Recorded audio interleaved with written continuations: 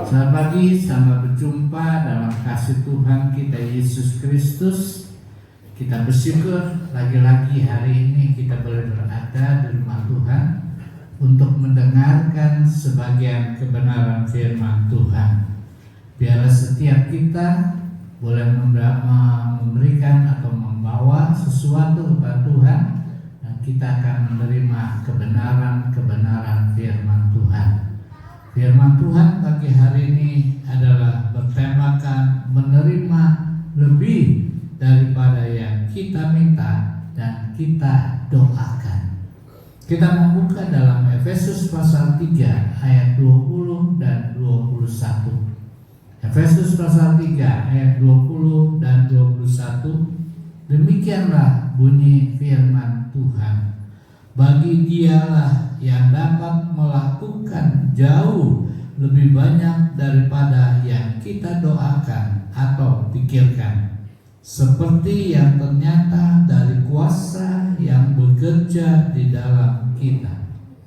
Bagi Dialah kemuliaan di dalam jemaat dan di dalam Kristus Yesus turun-temurun sampai selama-lamanya. Amin.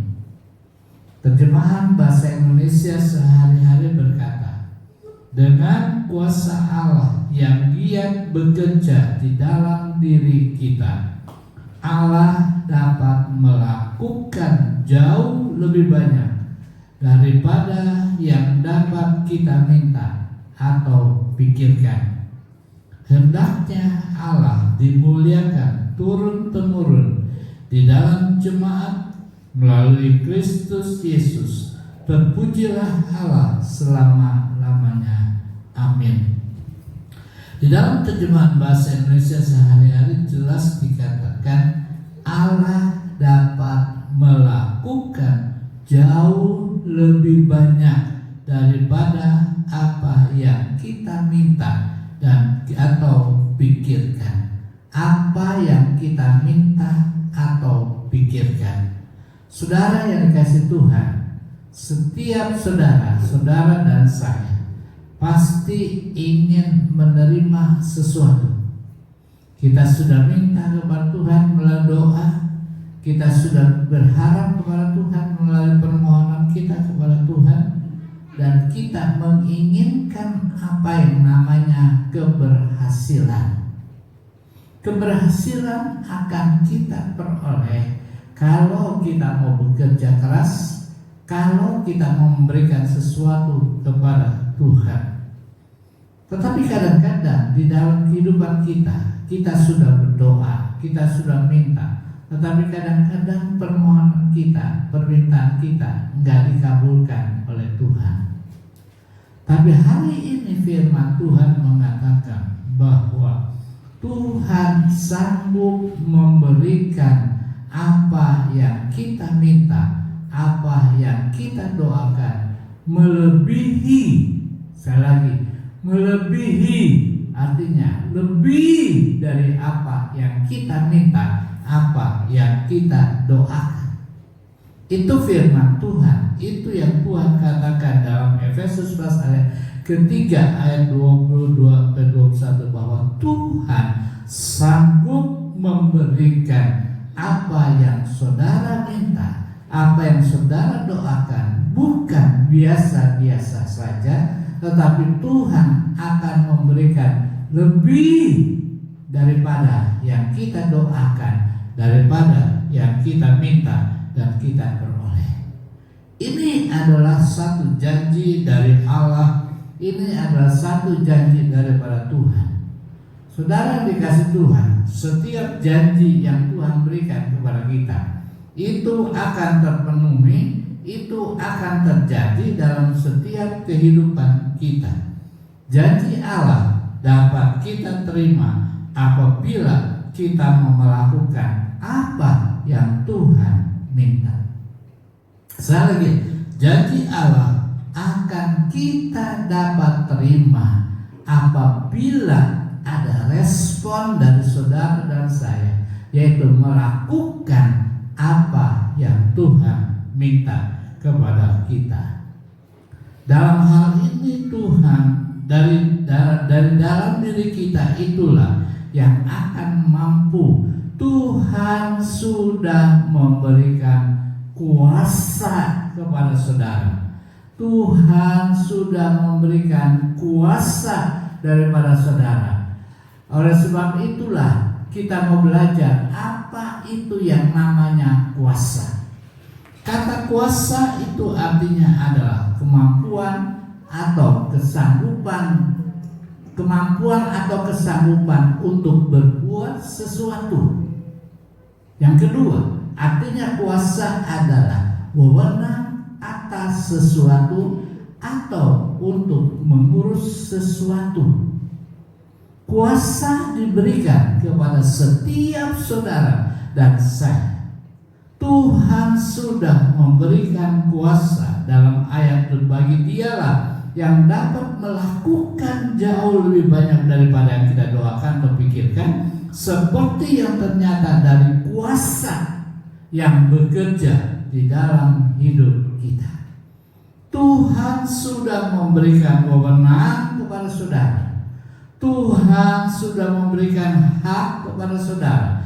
Tuhan sudah memberikan sesuatu, artinya bahwa di dalam diri kita ada potensi untuk kita melakukan, untuk kita menjalankan, mempraktekkan kuasa yang dari Tuhan yang sudah diberikan kepada saudara dan saya. Kuasa itu sangat penting dalam kehidupan kita. Contohnya seorang polisi, kalau dia sudah memakai atribut, memakai pakaian polisi dengan pangkatnya, dengan segala atribut-atribut dipakainya, maka walaupun polisi itu pendek, walaupun polisi itu kurus, walaupun polisi itu kecil, tetapi ketika ada kendaraan yang melakukan pelanggaran, maka polisi itu dapat mempergunakan kuasa yang diberikan oleh pemerintah.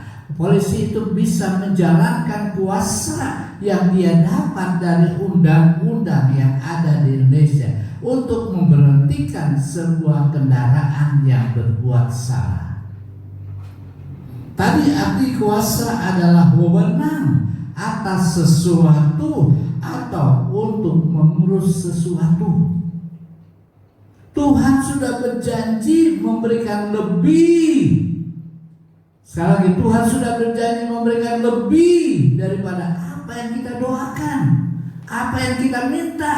Tuhan sanggup, asalkan saja saudara dan saya mau menjalankan kuasa itu, mempraktikkan kuasa itu dalam kehidupan kita.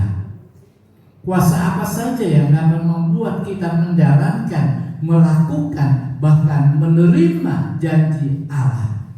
Kuasa apa saja, wewenang apa saja, hak apa saja yang ada dalam diri kita, kita dapat pergunakan untuk atas nama Allah dan untuk atas nama sendiri. Yang pertama adalah kuasa beriman. Kuasa iman di dalam Markus pasal yang ke-11 ayat 24, firman Tuhan berkata demikian. Karena itu aku berkata kepadamu, apa saja yang kamu minta dan doakan, percayalah bahwa kamu telah menerimanya, maka hal itu akan diberikan kepadamu. Kuasa pertama adalah kuasa iman. Tuhan sudah memberikan iman kepada saudara. Tuhan sudah memberikan kuasa kepada saudara dan saya, yaitu kuasa iman. Kita harus mempergunakan kuasa iman di dalam doa kita, di dalam permintaan kita, di dalam kita melakukan sesuatu untuk diri kita dan untuk Tuhan. Ibrani pasal 11 ayat 1, iman adalah dasar. Oleh sebab itulah kita perlu memiliki apa yang namanya dasar itu. Kita harus mempunyai kekuatan, kita harus punya dasar. Jangan bimbang. Seringkali orang Kristen berkata, mana mungkin Tuhan mendengar doa saja.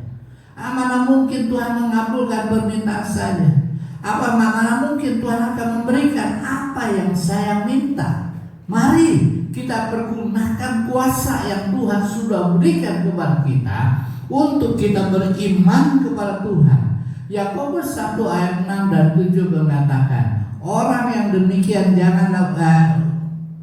hendaklah memintanya di dalam iman dan sama sekali jangan bimbang. Sebab orang yang bimbang sama dengan gelombang laut yang diombang-ambingkan kian kemari oleh angin. Orang yang demikian janganlah mengira bahwa ia akan menerima sesuatu dari Tuhan. Saudara, pergunakan kuasa iman dalam hidup saudara. Di dalam kita meminta sesuatu, di dalam kita memohonkan sesuatu kepada Tuhan, di dalam kita mengharapkan sesuatu kepada Tuhan, jangan bimbang, jangan ragu. Minta kepada Tuhan, pasti Tuhan akan memberikan kepada kita. Marilah setiap kita mempergunakan kuasa yang sudah Tuhan berikan kepada kita, yaitu kuasa iman, tanpa ragu-ragu, tanpa bimbang, tetapi tetap percaya. Karena tanpa iman yang kuat dan kokoh, segala permintaan dan kehendak kita itu tidak akan terjadi. Itu tidak akan terjadi, atau sia-sialah permintaan kita. Kalau kita berbicara tentang iman, iman merupakan dasar bagi kita. Iman merupakan dasar bagi kita. Ibrani pasal 11 ayat yang 1. Dan Ibrani pasal 11 ayat yang ke-6 juga mengatakan, tanpa iman kita tidak mungkin berkenan kepada Allah. Ibrani 11 ayat 6 berkata, tetapi tanpa iman tidak mungkin orang berkenan kepada Allah, sebab barang siapa berpaling kepada Allah, ia harus percaya bahwa Allah ada dan Allah memberi upah kepada orang yang sungguh-sungguh mencari Dia.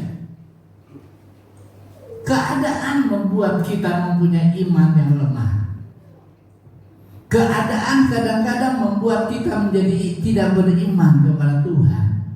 Mana mungkin sih situasi seperti sekarang, ekonomi yang lesu, ekonomi yang lemah, perusahaan-perusahaan yang sudah mulai bangkrut dan lain sebagainya. Mana mungkin Tuhan akan memberikan lebih? Saya mau katakan, mari di dalam situasi yang bagaimanapun juga, kita jangan bimbang, kita jangan ragu-ragu, kita nyatakan kita percaya kepada Tuhan bahwa Tuhan sanggup memberikan lebih daripada saudara dan saya. Pertanyaannya adalah, apakah iman itu masih ada dalam hidup kita sebagai orang percaya? Apakah saudara dan saya masih mempunyai iman kepada Tuhan bahwa di dalam Tuhan, Tuhan sanggup memberikan apa yang kita butuhkan? Tuhan sanggup memberikan lebih daripada apa yang kita butuhkan. Firman Tuhan mengatakan, seandainya Tuhan datang, masih adakah iman seperti sekarang ini? Masih adakah iman seperti sekarang ini? Iman itu bukan teori, iman itu bukan berkata, tetapi iman itu harus dibuktikan dengan perbuatan. Yakobus 2 ayat 17 berkata, demikian juga halnya dengan iman. Jika iman itu tidak disertai perbuatan, maka iman itu pada hakikatnya adalah mati. Iman pada hakikatnya adalah mati kalau tidak disertai dengan perbuatan. Kita tidak akan menerima apa-apa kalau kita tidak melakukan sesuatu untuk Tuhan. Kita tidak akan menerima apa-apa kalau kita tidak melakukan atau membuat sesuatu untuk Tuhan. Dalam hal apa kita harus melakukan perbuatan dengan iman? Yang pertama adalah kita harus belajar memberi. Di dalam Galatia pasal 6 ayat yang ke-7, janganlah Allah tidak dipermainkan. Apa yang kamu tabur, apa yang kamu beri, itu akan kita terima.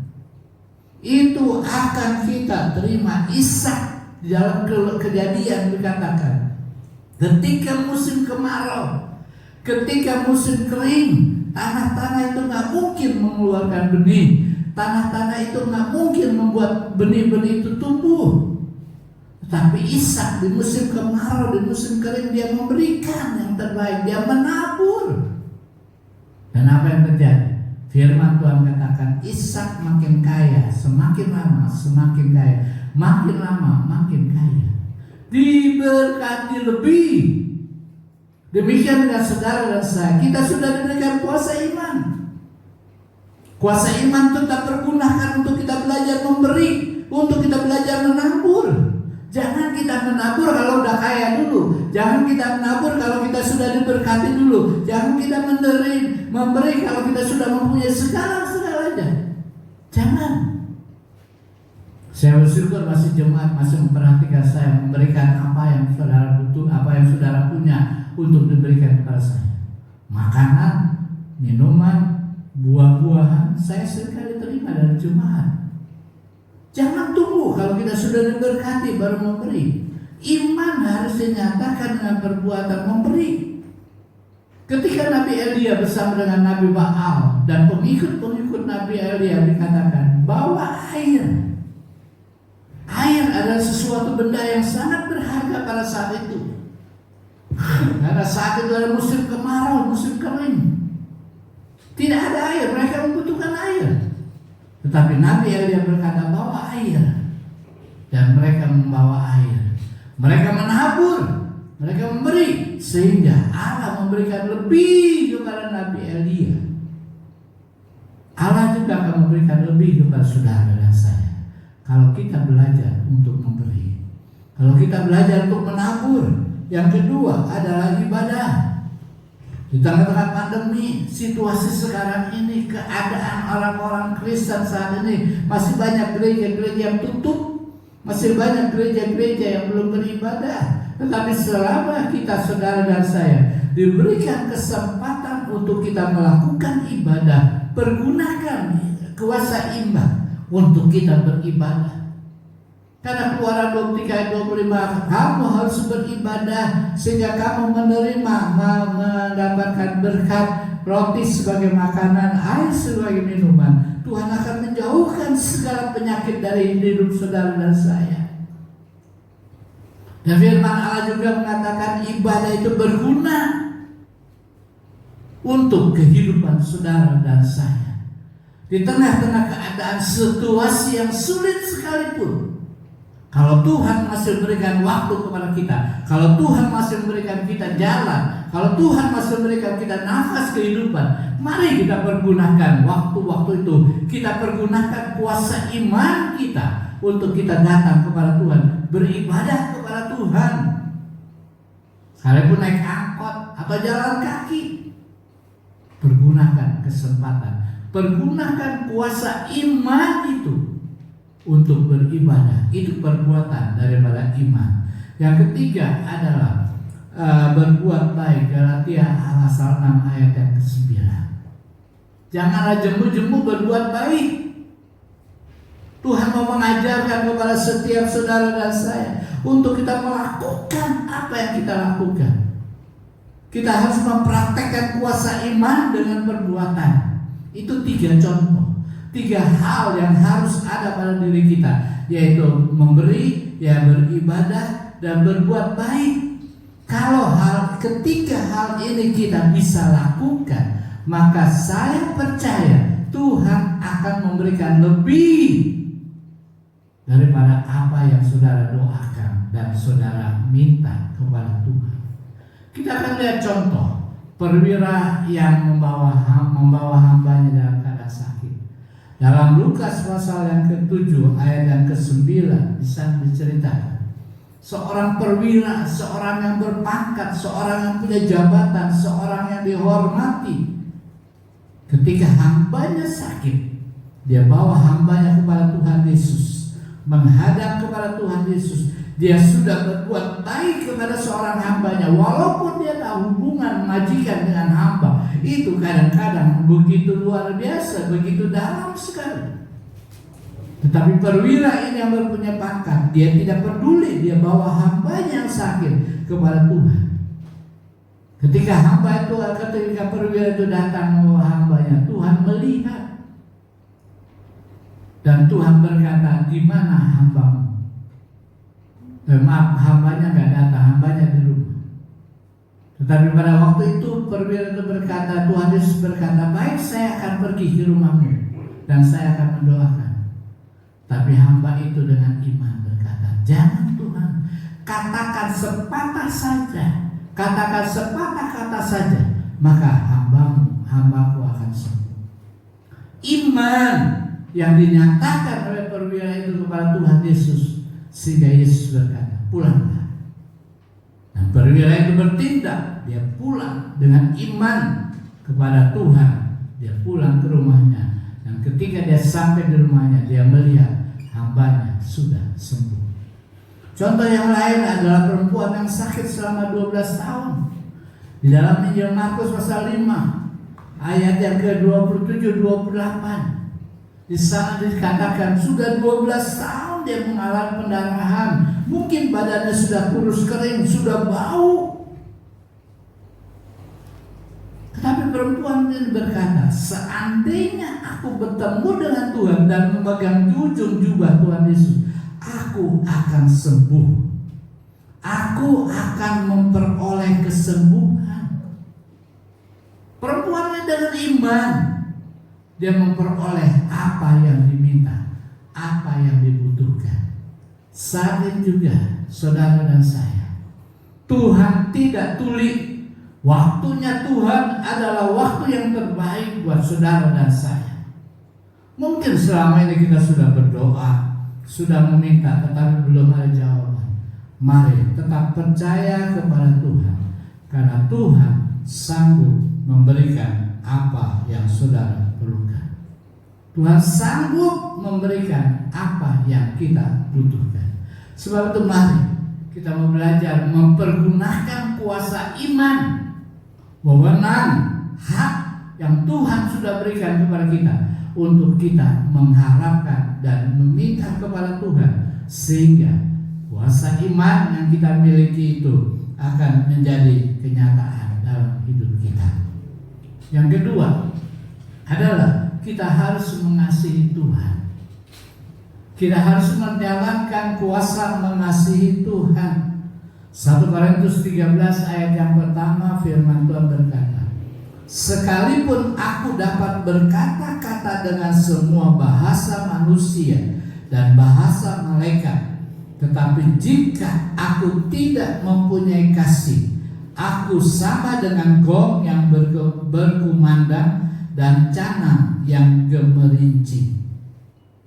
Saudara, yang kedua adalah kuasa untuk mengasihi Tuhan dan mengasihi sesama.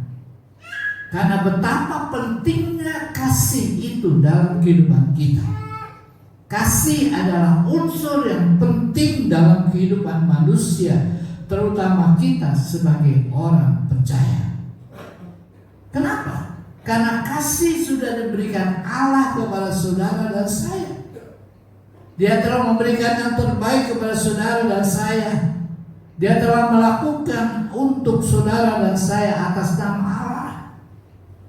Dia berani berkorban untuk saudara dan saya. Sadar atau tidak sadar, kita sampai sekarang boleh menikmati apa yang kita punya, dan kita bisa bernafas itu oleh karena kasih Allah. Sebab itulah apa yang harus kita buat. Kita harus belajar mempergunakan kuasa itu untuk mengasihi Allah. Firman Tuhan mengatakan dalam 1 Yohanes pasal 4 ayat yang ke-7.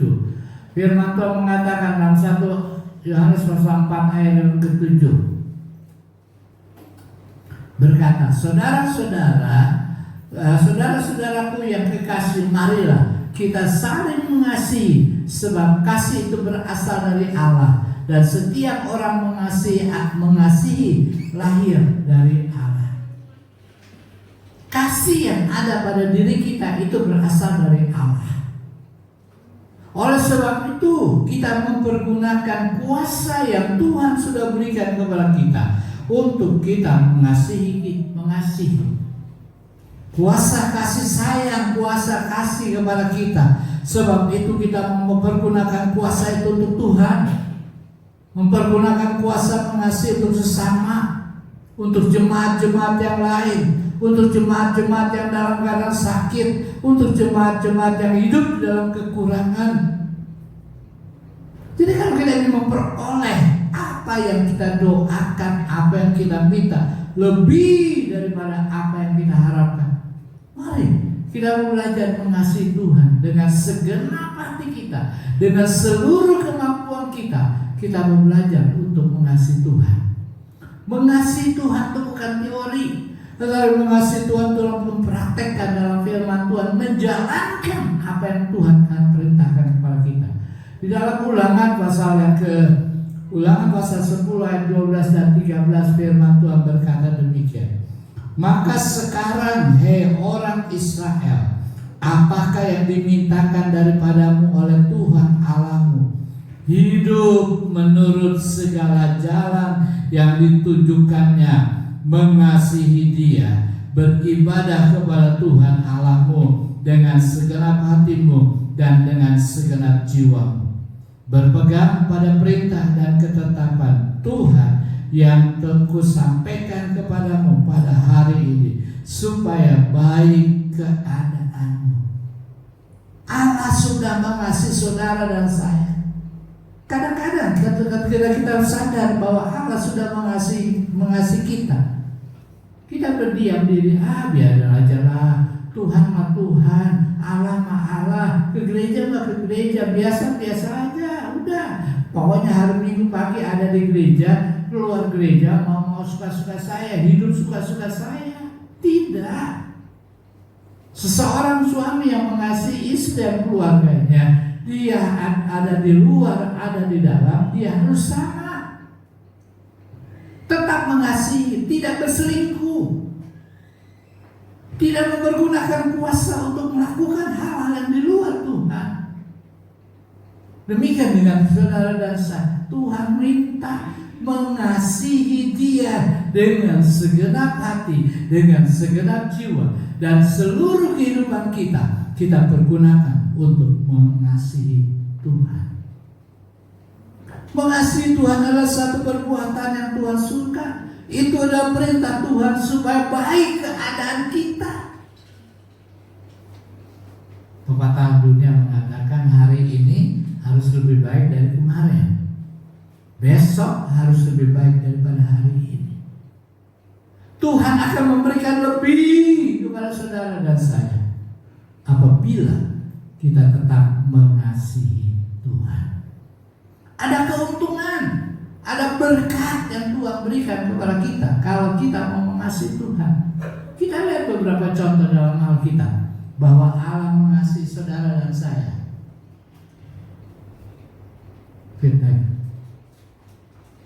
Contoh yang pertama adalah Kaleb. Yosua 14 ayat 13 berkata demikian.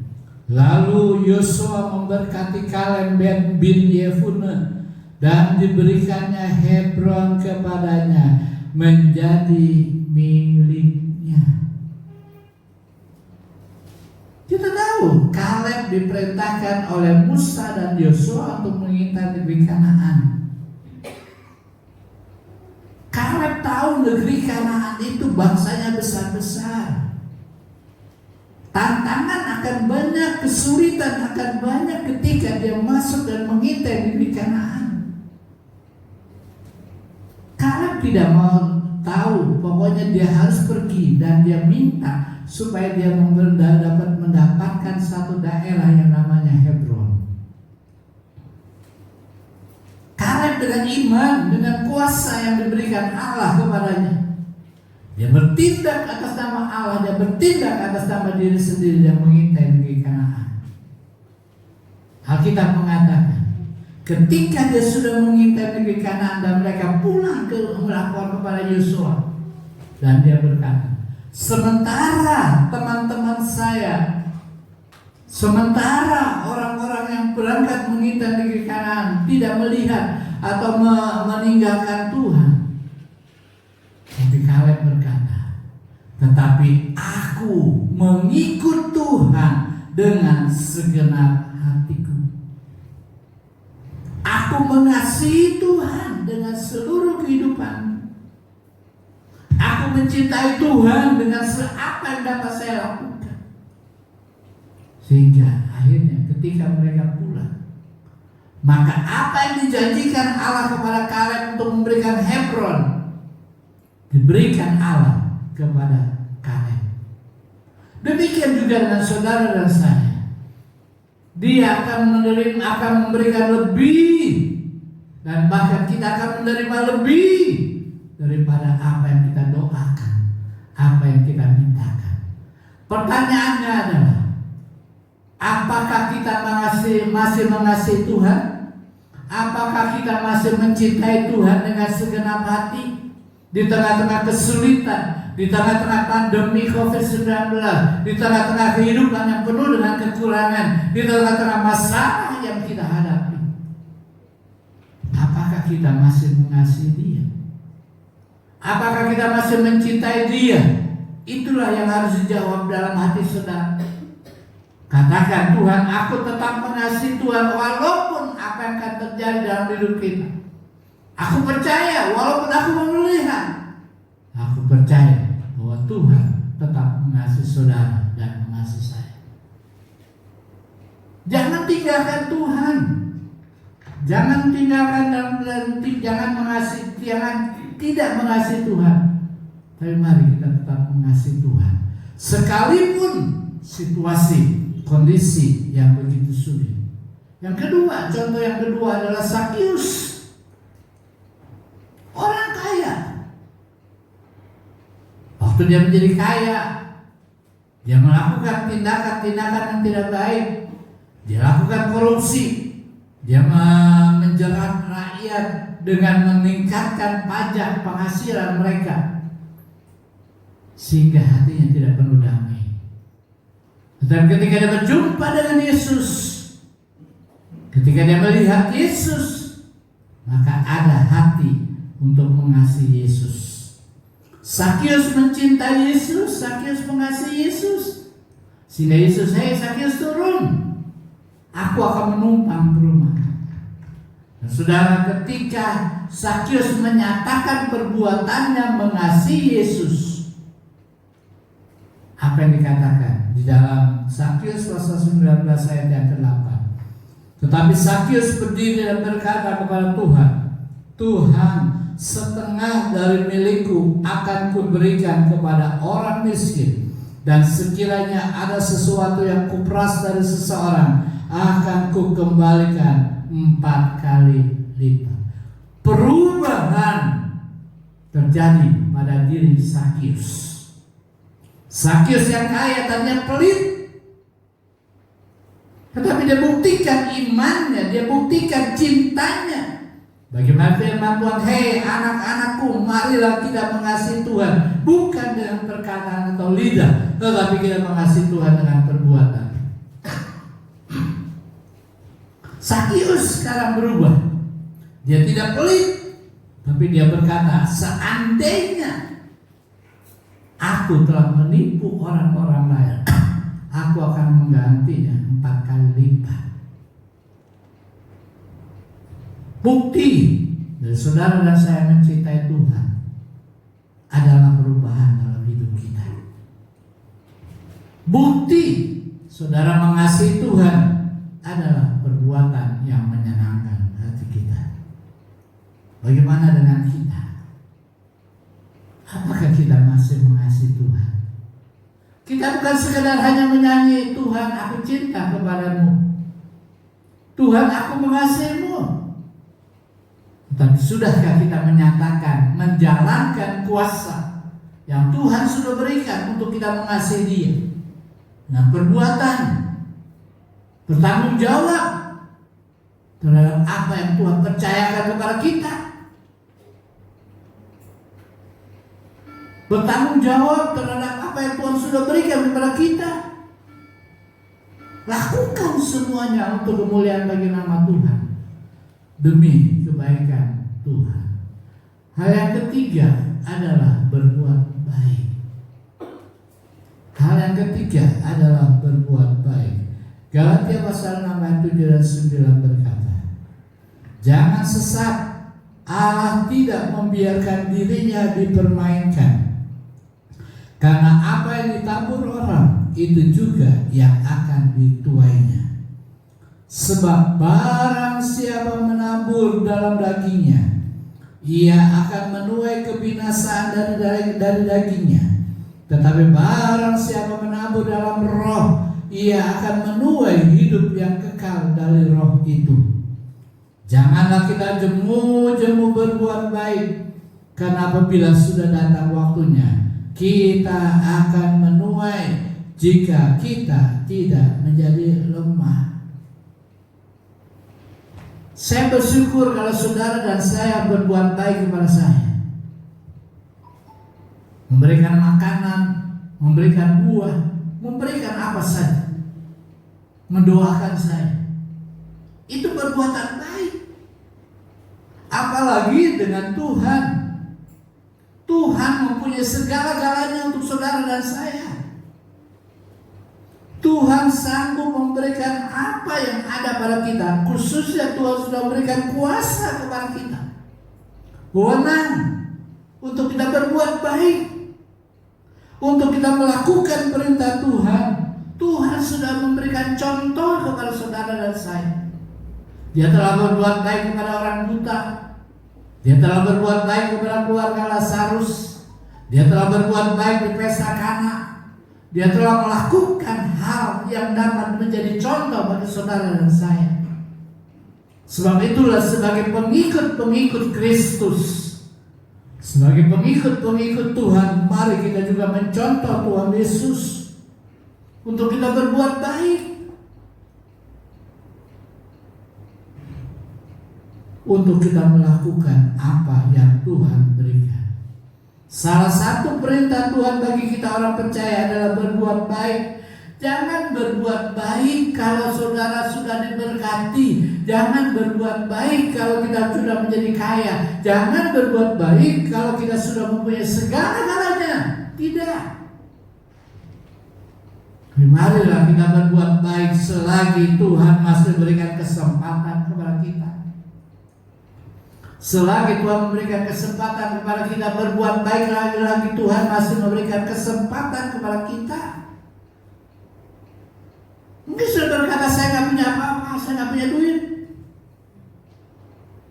Berbuat baik tidak perlu dengan uang saja. Dengan lutut kita bisa berbuat baik. Dengan lutut kita bisa melakukan berbuat baik. Dengan mulut kita panjatkan doa kita kepada Tuhan. Kita doakan. Itu perbuatan baik yang gak dilihat oleh manusia, tapi dilihat oleh Tuhan. Sebab itu Tuhan menginginkan memberikan contoh kepada kita, supaya kita melakukan yang terbaik dalam kehidupan kita. Kita akan lihat lagi beberapa contoh. Yang satu, perempuan Sunem. Dalam 2 Raja-Raja pasal 4 ayat 8 dan 9 berkata demikian. Pada suatu hari Elisa pergi ke Sunem. Di sana tinggal seorang perempuan kaya yang mengundang dia makan. Dan seberapa kali ia dalam perjalanan singgahlah ia ke sana untuk makan. Baiklah kita membuat sebuah kamar atas yang kecil yang berdinding batu, dan baiklah kita menaruh di sana baginya sebuah tempat tidur, sebuah meja, sebuah kursi, dan sebuah kandil. Perempuan Sunem ini belum mengenal siapa Allah,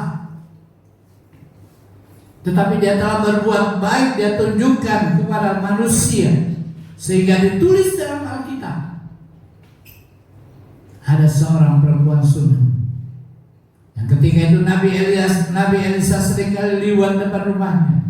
Dan ketika dia melihat Nabi Elisa liwat depan rumahnya, maka dia tergerak hatinya. Dan dia undang Nabi Elisa untuk makan. Dia undang Nabi Elisa untuk tinggal di rumahnya. Dan apa yang terjadi ketika dia sudah tinggal di rumahnya? Perempuan Sunam itu bersama suaminya membuat sebuah kamar. Dia telah memberikan sesuatu kepada Nabi Elisa. Dia telah berbuat baik kepada Nabi Elisa. Sehingga Alkitab katakan, perempuan itu menerima lebih dari apa yang dia doakan. Alkitab mengatakan perempuan itu sudah mandul. Perempuan itu gak mungkin punya anak. Tapi Tuhan Allah membuka kandungannya dan memberikan dia seorang anak. Betapa sukacitanya mereka, betapa senangnya perempuan Sunam ini. Akibat dia sudah berbuat baik kepada Nabi Elisa, sehingga dia memperoleh lebih. Dia punya keinginan untuk punya anak. Dan anak yang mulai besar dan anak yang mati. Ketika anak yang mati, Tuhan gak diam. Tuhan mengirimkan Nabi Elisa berdoa dan menyembuhkan anak itu. Perbuatan baik kita dicatat oleh Allah.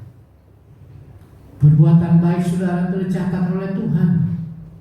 Apa yang sudah buat itu tidak akan sia-sia. Kalau kita tidak menjadi lelah, pasti akan ada balasan. Yang kedua, kita lihat orang Samaria dalam Injil Lukas pasal 10 ayat 33. Lalu datanglah seorang Samaria yang sedang dalam perjalanan ke tempat itu. Dan ketika ia melihat orang itu, tergeraklah hatinya oleh belas kasihan. Kita sudah tahu cerita ini.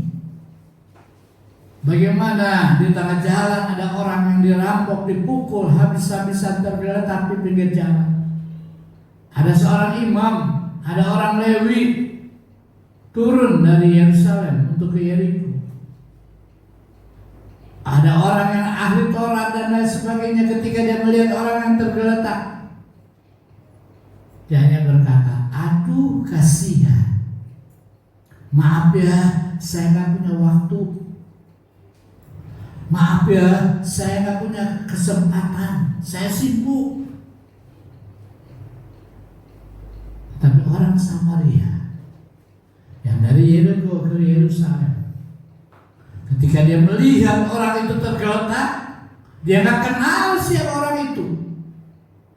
Dia tidak tahu siapa orang itu. Tapi orang Samaria itu tergerak hatinya. Dan pada waktu dia tergerak, dia angkat, dia tolong, dia bawa ke rumah sakit. Seandainya masih memerlukan dana, memerlukan uang, aku akan datang dan aku akan membayar segala biaya-biaya terhadap anak ini.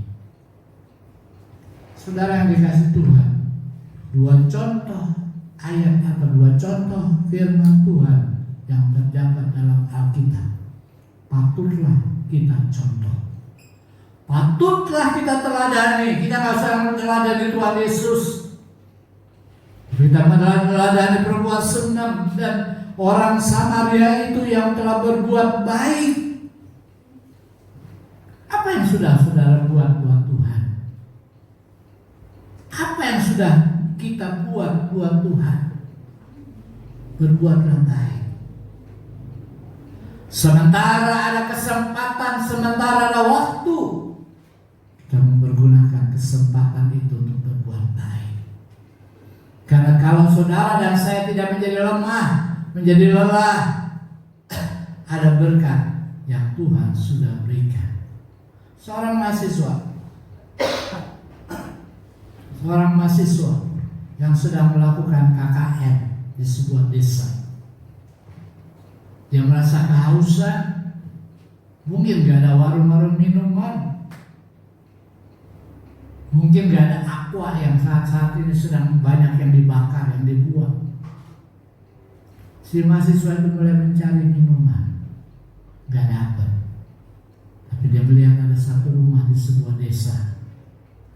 Dia datang ke rumah itu dengan memberanikan diri, dia berkata, "Pak, tolong dong Pak, saya kehausan.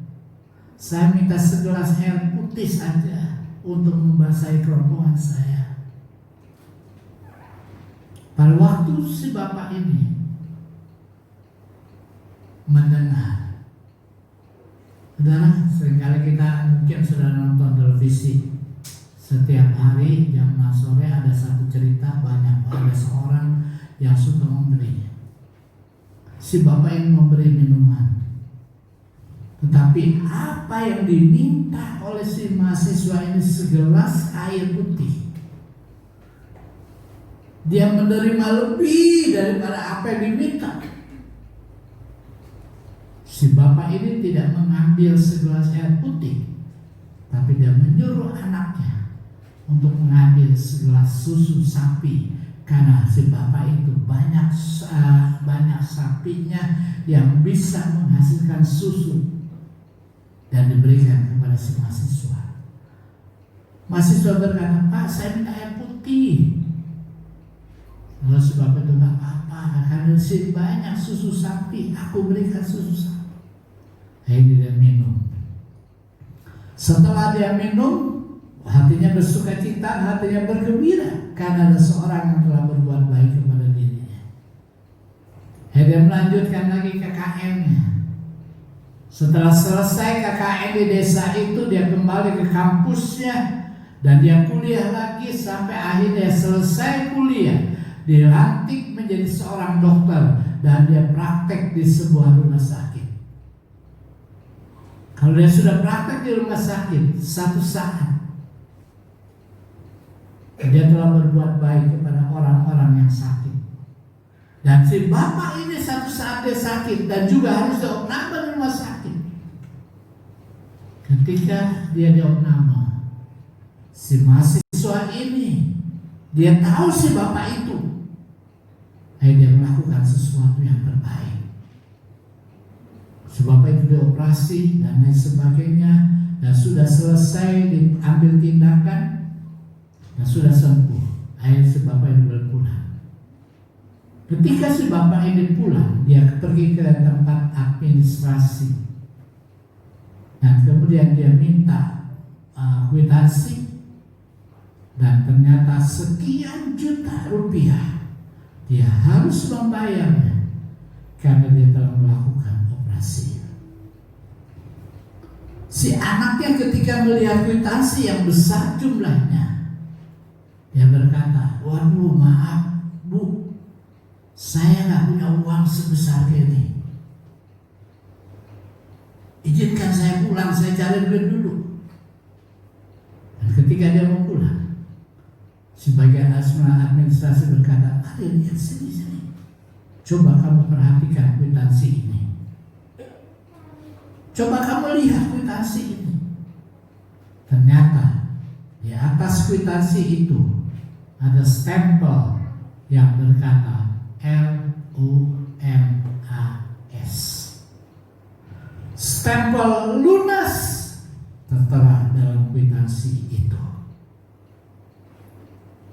Kamu lihat, di situ ada tulisan lunas. Kamu tidak usah bayar sepeser pun juga. Si anak berkata, "Siapa yang membayarnya?"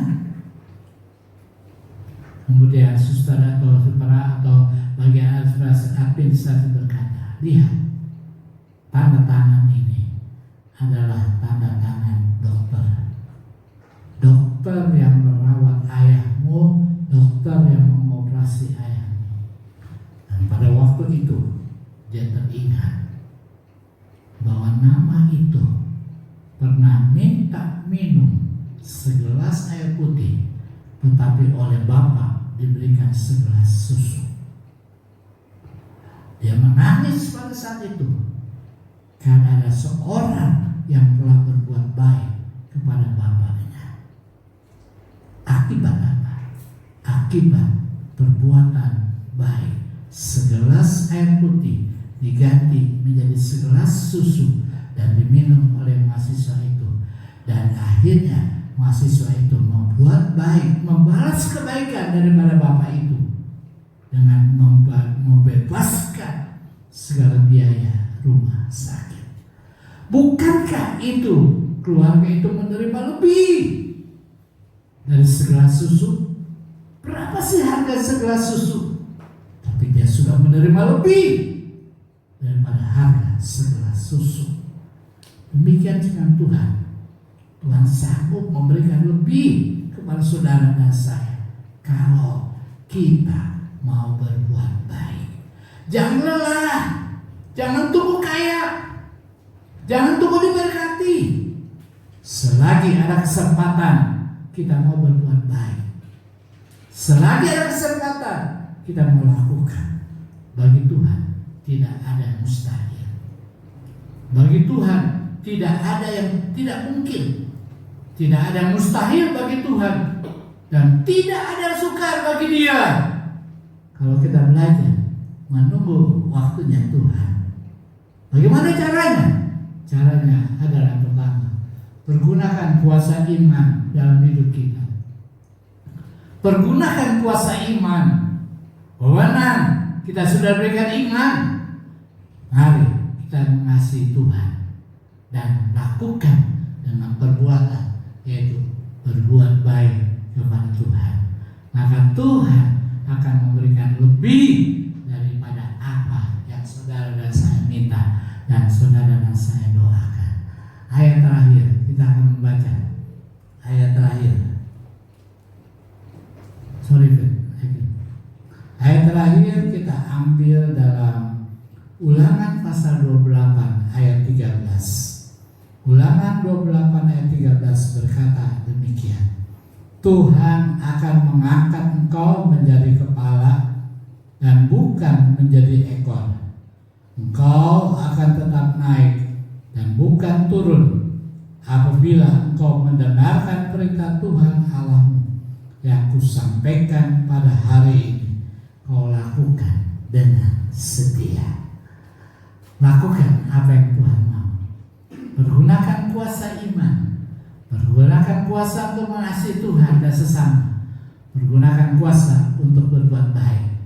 Sehingga kita akan menerima lebih daripada apa yang kita minta. Tuhan Yesus memberkati firman-Nya. Amin.